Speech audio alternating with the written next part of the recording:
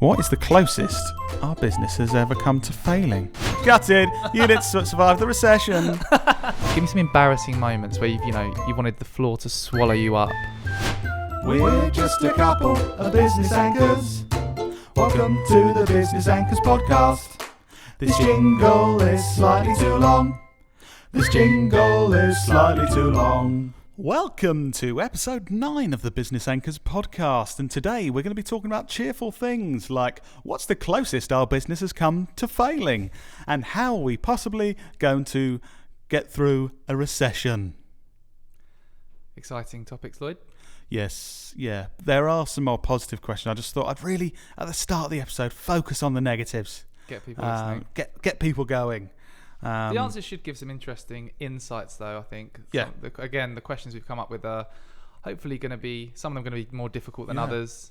And if we discuss it and realise we can't get through a recession, then we'll just be crying at the end, and that'll be the final episode you ever hear. Yeah, that could happen. Yeah. Stay tuned to find out. Will it happen? Hey. Yeah. So first question is actually exactly what I discussed. Go on. What is the closest our business has ever come to failing? Ooh. I think because a lot of businesses, once you've been around for a few years, there's always a couple of touch and go moments. It's like, oh God, that was a challenge. So I thought this was quite an interesting one. Well, I think the first part is always the most sort of challenging. When we started out, we didn't have a clue if what we were doing was going to work or not. I know it was right at the start, but when you've got no business, no income, no reputation, no one knows you, it's kind of, that could have been one of the closest moments to failing because we hadn't done anything. So basically starting is the closest moment to failing, Another one I can think of is, I don't know when was it at the end of 2017 or 28, the start of 2018? I can't remember exactly, but we basically had probably about 3 months where our revenue took a dive. And we were thinking, we're kind of even struggling to pay ourselves, let alone make a profit. And I remember we thought, what can we do to make the most of this extra time we've got? Yes, we need to work hard to win more business, but we really got our heads down and developed our whole new website that really, that actually, because we had the time to work on the business and develop the website, we then saw a spike in revenue that we maintained and continued to grow. Yeah. So it was kind of a weird one because we had next to no revenue for 3 months. So we were sort of panicking, but because we didn't have revenue, we had time to work on the business. And that's been a key sort of theme for us. Every time we have time, like now, COVID-19, we've got some extra time. I was just about to say that does give me more confidence in times like this that could be more challenging, because I know that in the past we've been through challenging times and we just think, okay, we need to work on the business. And now I feel confident because we've done it in the past. We can focus, work on the business and do what we need to do to ensure we get back up to the level that we want to be at. So that is a bit more reassuring once you get through that in the past. I think we've even sort of had these, Lloyd and I was going on lunchtime walks and just chat about interesting stuff. And we've sort of said in the past, if the world imploded, our world imploded and our business went to zero, all of our clients left, we started from absolute ground zero, would we be confident that we could, or like, I don't know, something changes drastically, the internet folds and there's no internet anymore, would we be confident we can build a business that can fit the new sort of type of world? And we'd just spend the time working on our website and then it'd be fine, wouldn't it? Yeah. No, but I feel like because we've over the years sort of developed new sets of skills and things, and we've learned how to work together well, and we learned how to, even for other customers we work with, learned what problems do they solve and how can that be marketed to the right people at the right time to get them to buy it. I feel like, we could have a drastic change and start selling, I don't know, plants or something. Yeah, I do think that. I think my mindset in the first couple of years of having our own business, my mindset would have been, if we fail, I've got to go out and find a job. So that was a lot of pressure. And now I think if for whatever reason, like Dan said, the internet suddenly bans marketing. I do feel confident that we have the skills now and the experience to adapt to run a different business next month, basically, and do that successfully. This is why I think sales and marketing skills are so important in anything, because you can pivot to different things. If you know how to sell something, how to find the right person who has a problem that you can solve and convince them to buy your stuff, you know, these skills can be transferred even if you're not in sales and marketing, it's good to learn about, how to sell stuff to the right people. So we've quite openly been discussing times when the business nearly failed. So that leads us very well into the next question, which is, do you worry about being so honest and open and less corporate than other agencies? Because very few agencies would have a podcast like this and speak so honestly about the issues we've had in the past, the negatives as well as the positives, and just the way we work, where we are very honest and we don't put much of a front on with things. I think I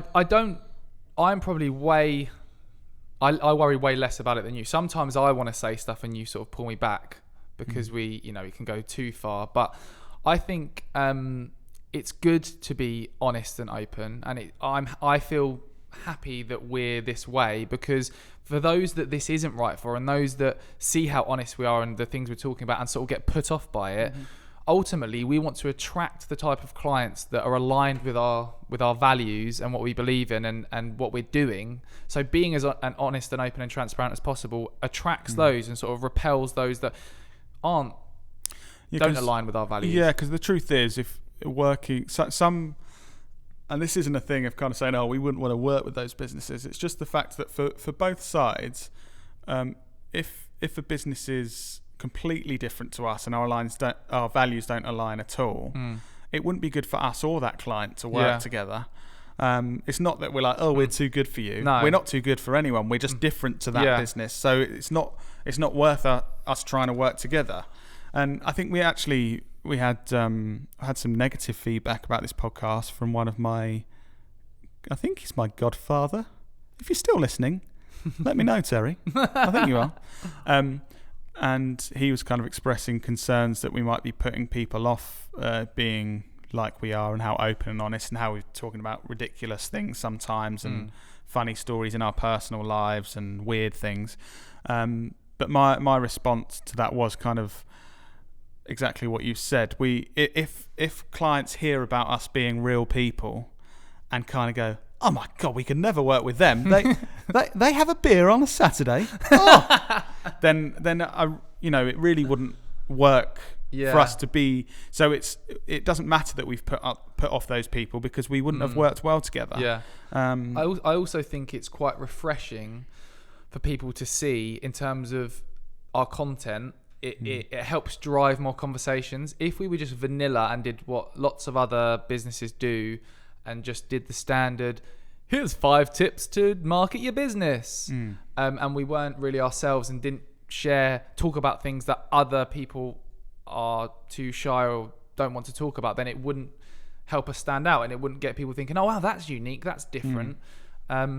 So yeah, I think overall it's good, but I do understand that some people could be put off by us being a bit weird and talking about stupid things. But I don't want to change. Do you? No, because I think it's a really positive thing to be honest, and I would encourage other businesses to be more honest and open. Because it's a bit of a cliche, but the whole people buy people, and I would never say that for. Oh, I just did. Yeah, I just did say that. But I think everything works better if you are honest about who you actually are, rather than putting a front on. Because I think you could go to a client and try to be something you're not, but in a business relationship, there's going to be a point where that comes off. In a stressful situation, suddenly when you can't quite live up to that act that you've been putting on for the last 6 months, then it all comes crashing down. I found that when I was applying for jobs in my uni sandwich course, I basically applied for all these jobs, had all these interviews, and just the whole time I was trying to be what they wanted. And eventually, when I got a job after uni, I realised that I needed to just stop trying to answer all the questions and be everything they wanted, because it wasn't me. And I remember in the interview for the job I actually got, a couple of things I didn't really know, and I sort of said, do you know what? I really don't know that, but here's the experiences that I've had that could sound good to you. And I think as an experience of interviewing a lot of people as well, I think that honesty, whenever I got that honesty in an interview, I would warm to those people and feel more positive about those people much more. And I think it's the same when you're starting a business relationship. Even if a client of ours says, we say kind of, what are your key KPIs you're looking for? And they go, to be honest, we've been working on this for 2 years, but I don't even know. I find it much better, and it's better for everyone, rather than them going, well, it's this thing, and just making up things, because that's not beneficial to anyone. I think like we spoke about in the public speaking episode, I can't remember what episode that was. 3, I think, potentially. Or 5. Could be I don't know. Like we spoke about in that episode about public speaking, I think we touched on when you get asked a question on stage in front of a lot of people that you don't know the answer to, and knowing that it's way better to be completely honest than fumble your way through an answer. And I remember when I didn't have this insight, I used to try and fumble my way through an answer, and it was the most awkward, horrible experience, because you're sort of like, oh yeah, this one time you could do this thing, and you really don't know what you're saying. You can tell when people are just trying, and it's just, you just think, oh, stop talking, please stop talking. It doesn't matter, you don't know, it's okay, move on. Yeah. Cool. So question for you, Lloyd. We do a lot of different things in our business. That we have different roles, we do different projects, there's lots of different activities we do. If you could choose to do something that you really loved, what would you love to do more of in terms of what we do? What would you if I'm honest, looking purely at enjoyment, so what would I love to do more of? Forget money or anything, just it's more of the creative stuff. So I would quite happily spend, because at the moment we're really good at having that one day a week where we focus on our own business and that kind of thing. I would love to just create loads of brilliant stuff for our business that's really creative. I would love to spend 2 months writing a script rather than 2 hours and then have to get it out that day. So any of that creative stuff and more complex creative stuff, I would love to be doing that for us or for clients. I just really love that process, and I would love that process of getting to something that's really amazing. Like content creation then. Yes. So content creation for our business. For our really business creative. or for our clients, but it's really pushing all the boundaries, much more creative. Like, I want someone from Adidas to contact us and say, we want you to write a sitcom for our brand. That doesn't even make sense, but to me that would be like, this is going to be absolutely amazing, because no one's ever done this. And imagine something like that. But also recently as well, I've got so much enjoyment. We've got a very small team, but working with people that I really like and building a team of people that we can really enjoy spending time with, working with, and we can trust and work together. I think as we grow our team, which we plan to do, that's something I want to spend more time doing, working with our team to help them improve their skills and just managing everyone. And that's, I know, like you said, Dan, that's something you find stressful, but that's actually something I enjoy doing. I think on that note of writing a sitcom for Adidas, I think looking at our past projects, we're really our whole business is moving more towards primarily focusing on producing these entertaining ad campaigns that introduce that really creative script writing. Just pause there a minute, Dan. Go on. Just going to ask my next question. What did Knowlton do? Okay. No, sorry, you were starting to answer it. Good segment. Yeah. So as I was saying, we're really we actually had a chat the other day about how we're positioning ourselves in our messaging. So we provide a number of different services as a digital marketing agency, but what we really want to focus on and what we want to do more of is producing these entertaining advertising campaigns for brands that drive trackable sales.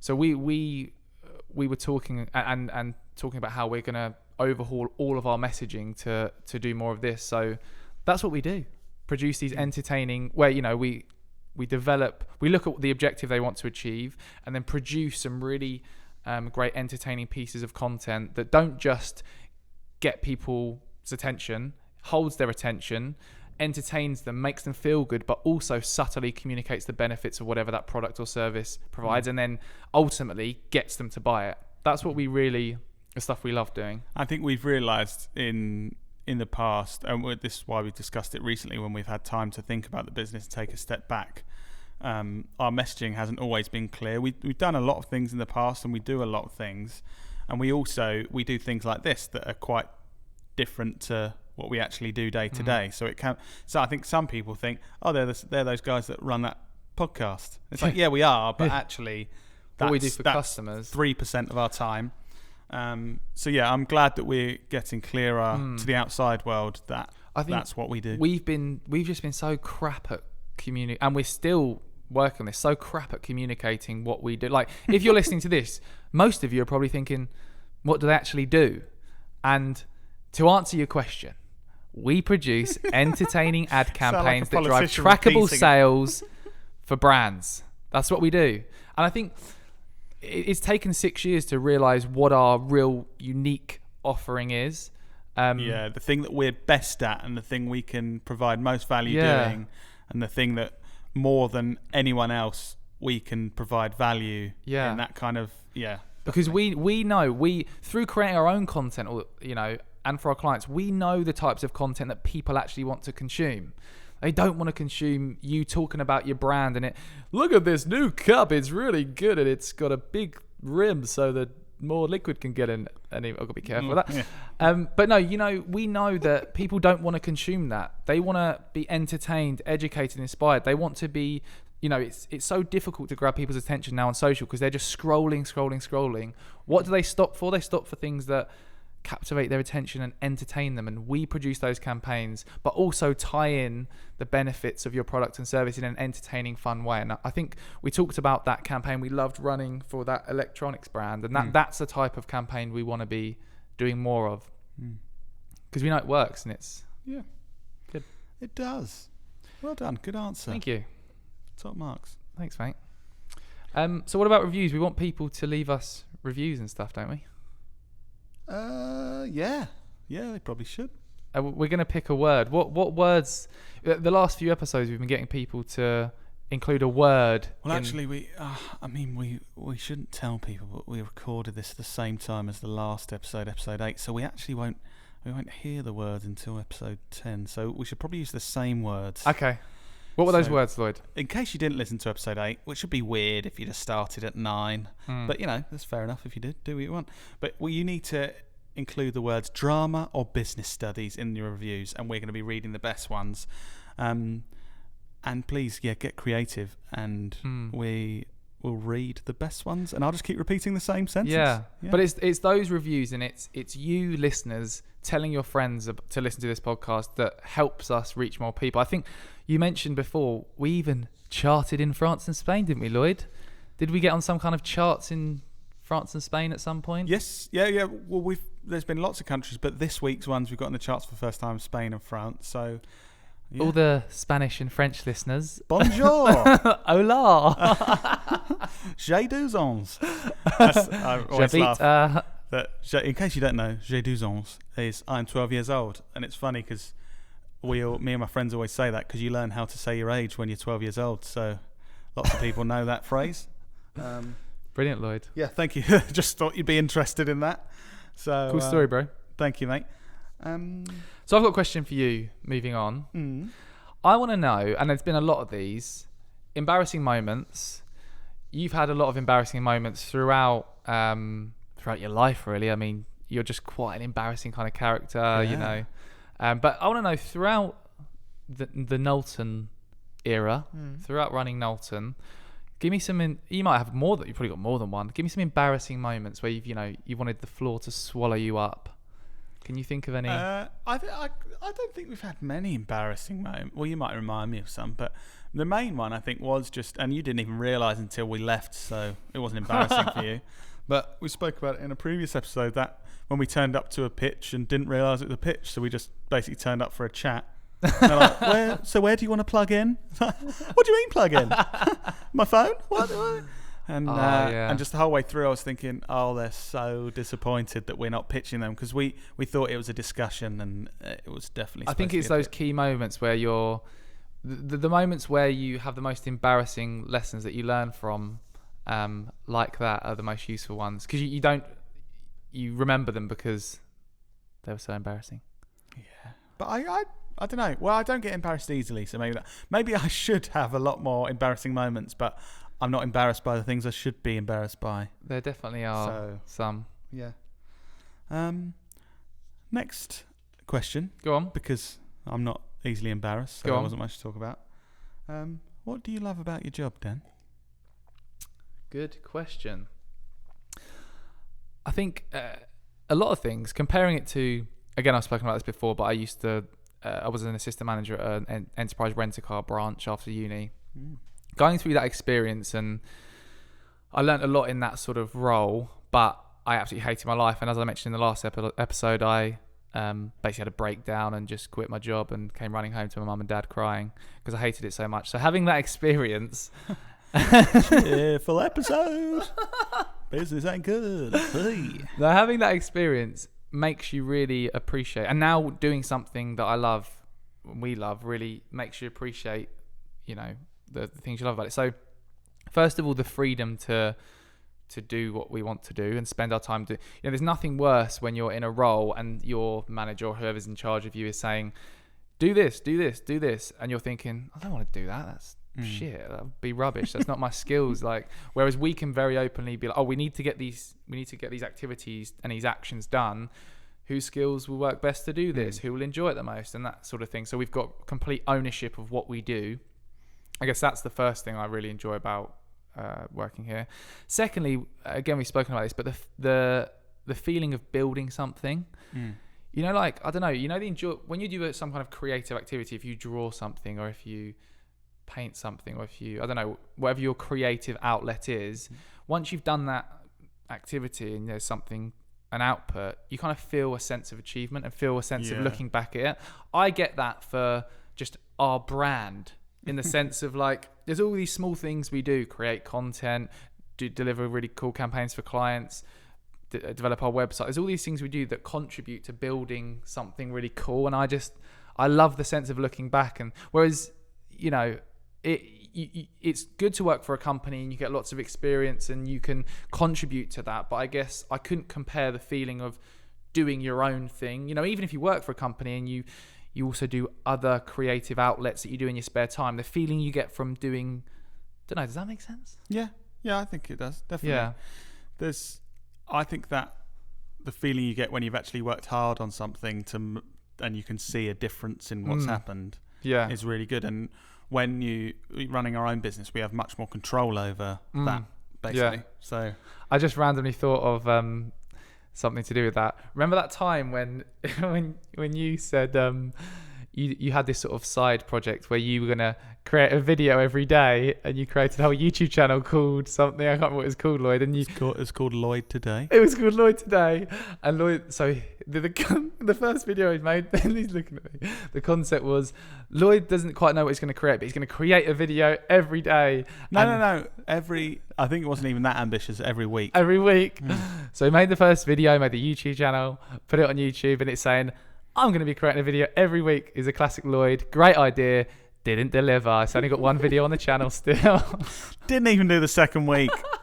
Oh, that's just so. I'm sure you can find that video somewhere of Lloyd, really confidently. You know what? I'm going to make a really cool video every week. Yeah. See you next week. Oh, that video's been about 3 years too late. That was random, but yeah. So I've got a question for you, Lloyd. Mm-hmm. Simple. Are you happy? Yes. Cool. Moving on. Now, why are you?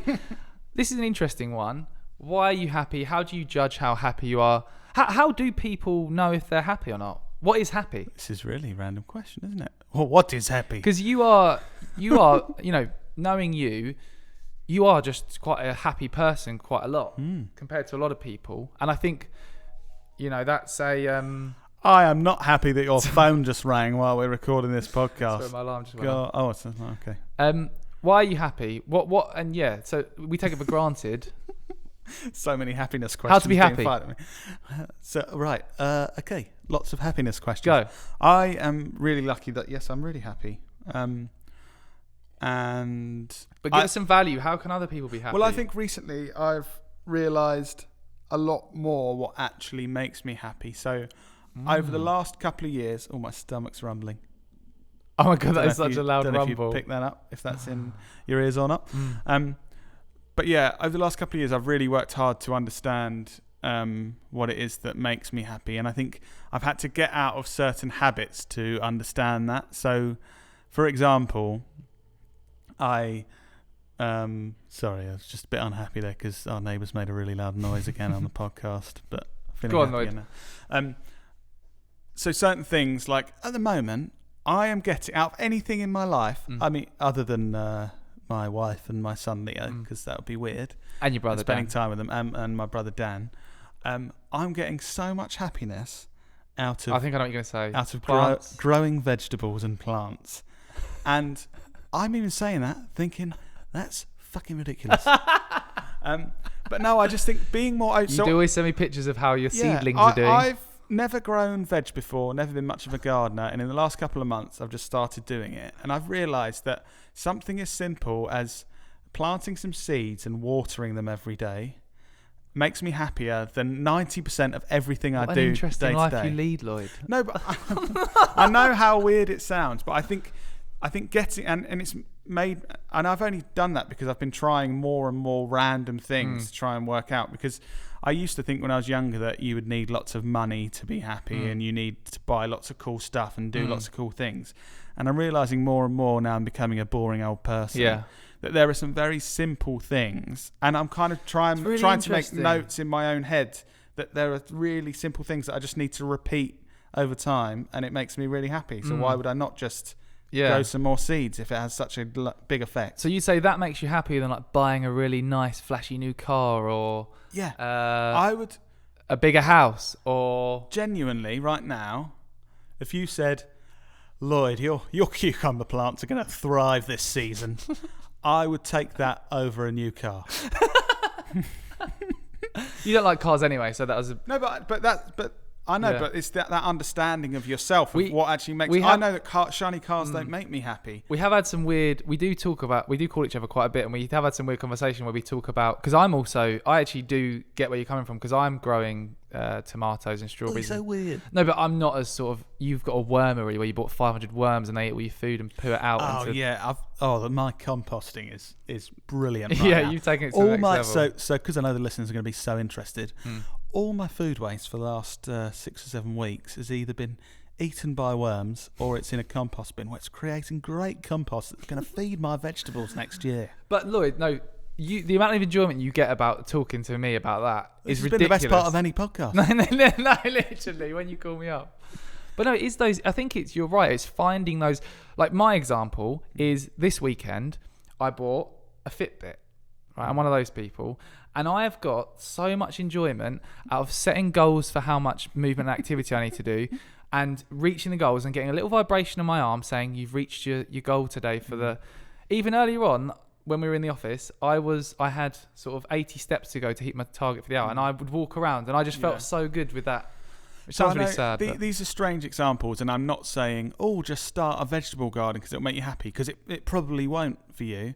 But I think my point is mainly, over the last few years, I've really, every time I've tried new things and done stuff, or in my day-to-day life where I'm doing the same things, trying to work out what actually doesn't make me happy at all and what makes me unhappy, and doing less of How that. do you work it out, though? Is it just as simple as, do I feel good doing that? Yeah, like actually reflecting, because it's so easy for us to get into the day-to-day doing the same things and doing just what we do. I think actually thinking about what you do day-to-day and realising, those things don't make me happy or don't really affect my life in a good way. And because I would never have thought that this gardening would make me so happy, but it does. So I'm just really focusing on doing loads of it. Because why would you not? And I think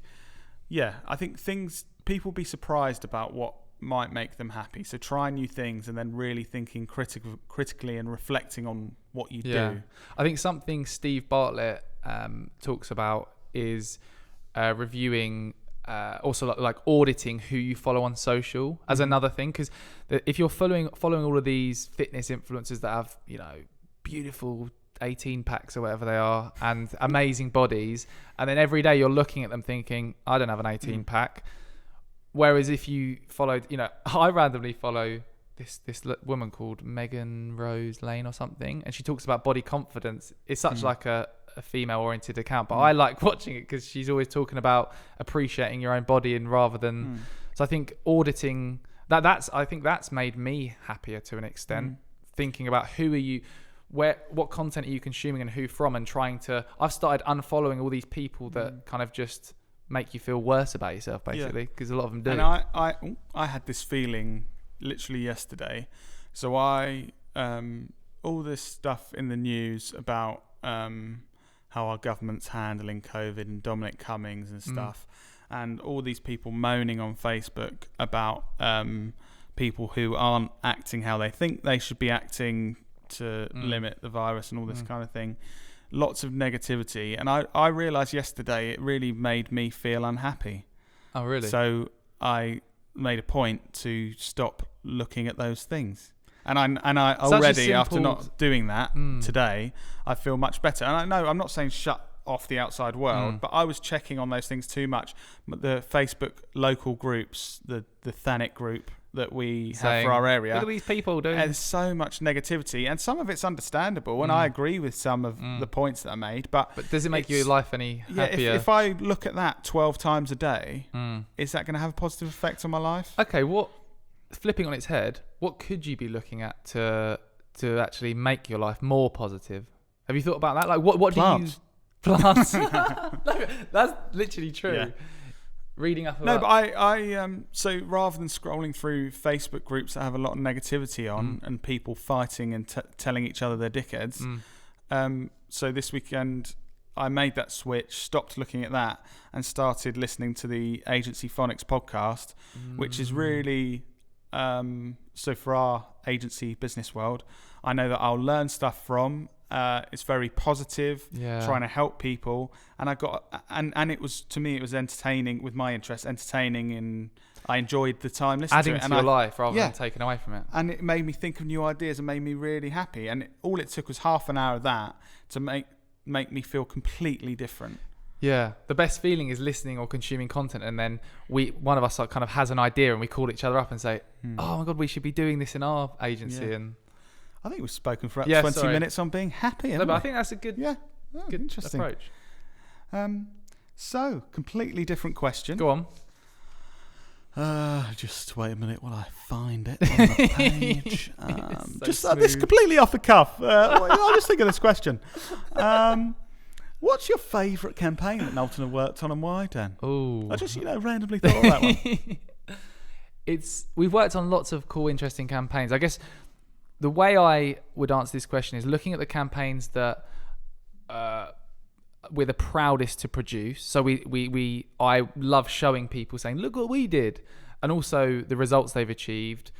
And the one I really comes back to me is the "With this beard I can do anything" campaign that we produced for a male grooming company at Christmas, a large male grooming company, and it's because it followed that approach, our unique approach of producing entertaining advertising that sells products and services, and it ticked all the boxes.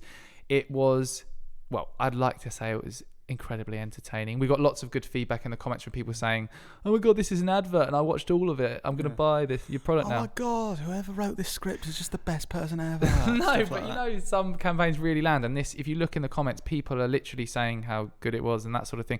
It also generated a really good return on investment in terms of trackable sales, which is that client is now doing a lot more work with us throughout this year because it worked so well. And overall, it was you mentioned in the previous episode, it's the same campaign. It was very challenging. There was lots of challenges, but especially you who manages these types of projects, you overcame all those challenges, and the finished product was really something that we're proud of. So I'd say that one. Yeah, I'd agree. Good answer. Okay, thank you. Only took 10% of the time of the happiness question did. Yeah. So very, very different. Yeah, that was good. Okay, I've got another one for you. Yeah. This is a good one that you've come up with about the recession. Mm-hmm. You know, there's a recession on the horizon. Mm-hmm. How do you think we're going to survive, and why and how? And I'd actually be interested to know your answer. Yeah, maybe. No, I'm so confident that we will actually. Why? I want to know why. Yeah. And I do think so as well. So previously we spoke about, things that keep you up at night and stuff. And genuinely, I think for a lot of business owners and things, and this is completely fair enough, by the way, this is keeping people up at night thinking we're in a pandemic, we've got a recession on the horizon. How the hell is my business going to survive? I'm just so confident in our team we have here,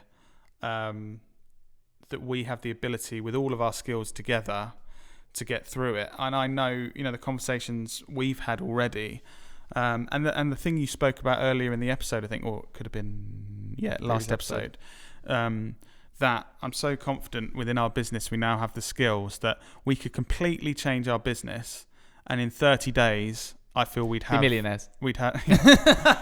Just take these steps and we'll all be millionaires. Yeah.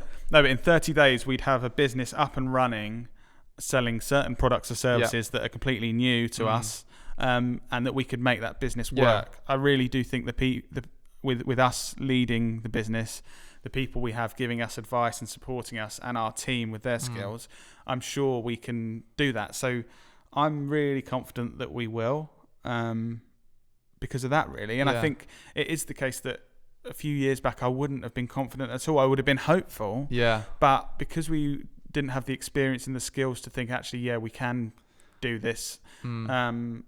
I think over time, when you start to have those small wins, you start to have more confidence in yourself and what you can do. It's just like we mentioned in a previous episode, when you're going out and you're new, your business is new and you're trying to sell it, services, but you've got no evidence of it, other people enjoying it. It's very, very difficult. Whereas when you build up those short wins of, oh, that worked really well. That didn't work so well, but then we learnt that.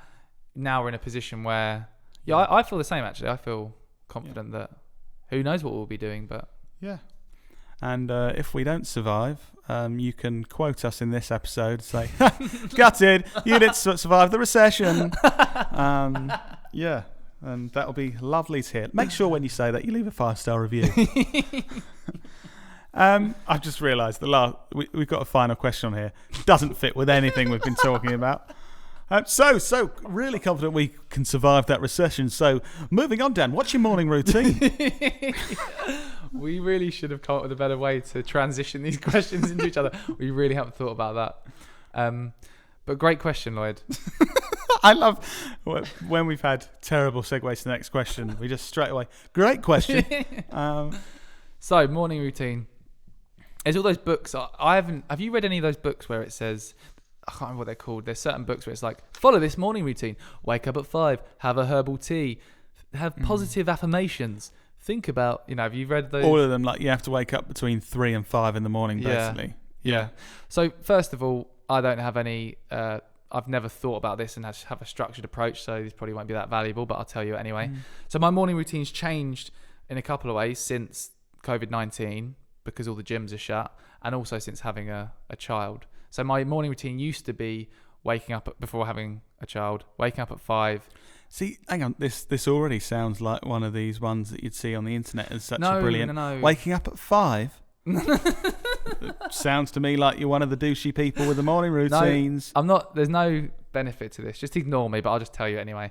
Because I wanted to get my gym routine. I was going to the gym 4 or 5 times a week, waking up at 5, getting to the gym for 5:45. So gym, then work for like 7:30. Then green tea, then thinking positively. No, I didn't do any of that crap. But that was my routine.